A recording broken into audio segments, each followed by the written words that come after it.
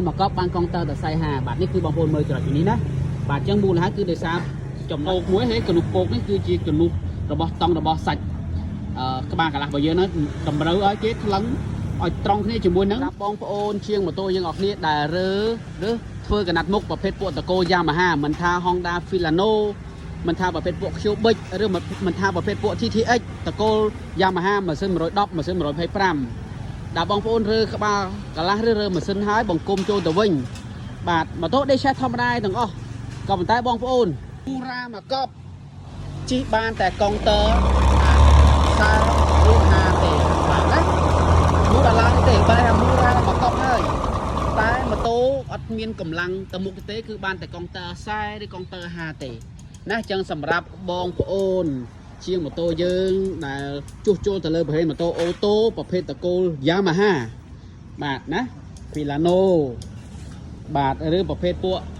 Yamaha Cubic ប្រភេទពួក Yamaha TTX បាទប្រកាសណាស់ 100% ធ្វើឲ្យម៉ូតូបងប្អូនបាទជាម៉ូតូយើងបង្គុំម៉ាស៊ីនចូលទៅហើយមូលបានតែប៉ុណ្្នឹងមូលរ៉ាមកកប់បានតែប៉ុណ្្នឹងគឺមូលហេតុដោយសារចំណុចបាទទៅលើចូលពីនេះបាទនេះចំណុចបញ្ហាដែលធ្វើឲ្យបងប្អូនដែលជាងយើងដែលរើក្បាលកន្លះហើយឬក៏រើម៉ាស៊ីនហើយបង្គុំចូលទៅវិញបាទមូលបានតែកុងទ័រមូលមកកប់បានកុងទ័រតែ40បាទនេះគឺបងប្អូនមើលចំណុចពីនេះណាបាទអញ្ចឹងមូលហេតុគឺដោយសារចំណុចកន្លែងបងប្អូនធ្វើការថ្លឹងតង់ខុសប្រភេទតកូ Yamaha មិនថា Cubic មិនថា Filano មិនថា TTX បងប្អូនសង្កេតមើលកន្លែងនេះការថ្លឹងតង់របស់លកាមិនមែនជាចំណុចកន្លែងខ្សៅទេណាមិនមែនកន្លែងជាកន្លែងបាក់បាទរបស់ប្រឡងរបស់ខ្នើយរបស់យើងទេមិនមែនជាចំណុចកន្លែងនេះទេណាបាទតង់របស់វាគឺបងប្អូនមើលកន្លែងនេះគឺកន្លែងនេះណានេះបងប្អូនមើលឃើញនៅក្នុងកន្លែងលការបស់យើងបាទនេះកន្លែងតង់លការបស់យើងគឺបងប្អូនឃើញនេះមានកនុះមួយណានេះឃើញកនុះទេកនុះលកាអញ្ចឹងកនុះនេះគឺវាឲ្យត្រូវគ្នាជាមួយនឹងតង់របស់ម៉ាស៊ីនរបស់យើងគឺនៅក្នុងកន្លែងខ្ញុំអត់ទេគឺមានពកទូចមួយណាបាទអញ្ចឹងឥឡូវបងប្អូនមើលខាងនេះវិញមិនឃើញច្បាស់បាទនេះណាបងប្អូនមើលឃើញនេះឃើញអត់នេះនៅលើកន្លែងជាប់នឹងលើខ្នើយយើងទេគឺមានកនុះពកមួយហើយកនុះពកនេះគឺជាកនុះរបស់តង់របស់សាច់ក្បាលកន្លះរបស់យើងហ្នឹងតម្រូវឲ្យគេថ្លឹងឲ្យត្រង់គ្នាជាមួយនឹងបាទកន្លែងចង្អូរបស់បាទស្ពឺលការបស់យើងនេះឃើញនេះកន្លែងនេះណាបងប្អូនឃើញនេះកន្លែងនេះឃើញចង់បងប្អូនដាក់ឲ្យត្រង់ហើយពេលបងប្អូនដាក់ឲ្យចំសេរីចំទេបងប្អូនមើលនេះឃើញទេ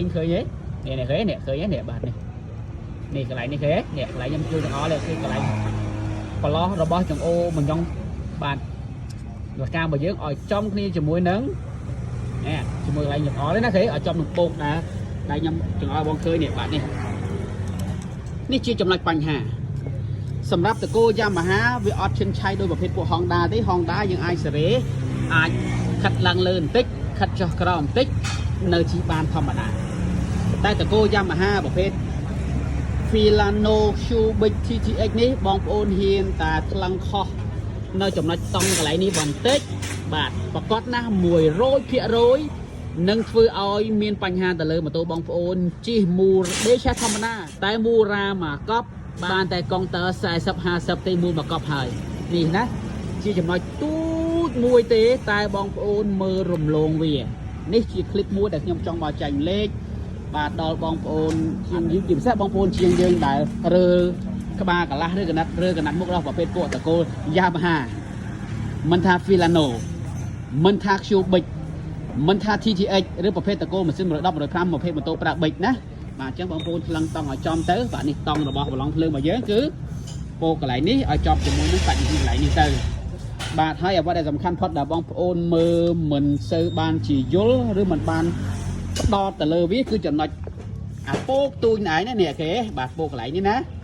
มันមែនតង់របស់មញងលកាមិនមែនជាចំណុចមួយកន្លែងចង្អូរបស់វាទេណាគឺកន្លែងប្រទះនេះណានេះចង្អូទូចមួយណែរបស់ស្ពឺលការបស់យើងឲ្យត្រង់គ្នាជាមួយនឹងចំណុចមួយនេះជាអ្វីដែលខ្ញុំចង់មកបង្ហាញនៅចំណុចទូចមួយតែធ្វើឲ្យបងប្អូនរើក្បាលកន្លះឬរើកណាត់មុខហើយបាទឈឺក្បាលវិលមុខជាមួយវាធ្វើឲ្យយើងស្មានច្រើន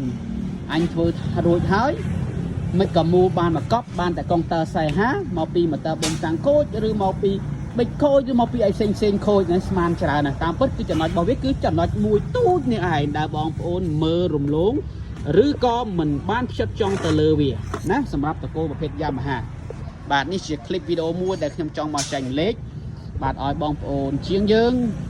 បាទយកទៅអនុវត្តដើម្បីដំណោះស្រាយនៅចំណុចបញ្ហាដែលមូរ៉ាមកកប់បានតែកុងទ័រ50គីឡូម៉ែត្រក្នុង1ម៉ោងនេះឯងណាអូខេសម្រាប់បងប្អូនដែលរើក្បាលកន្លះ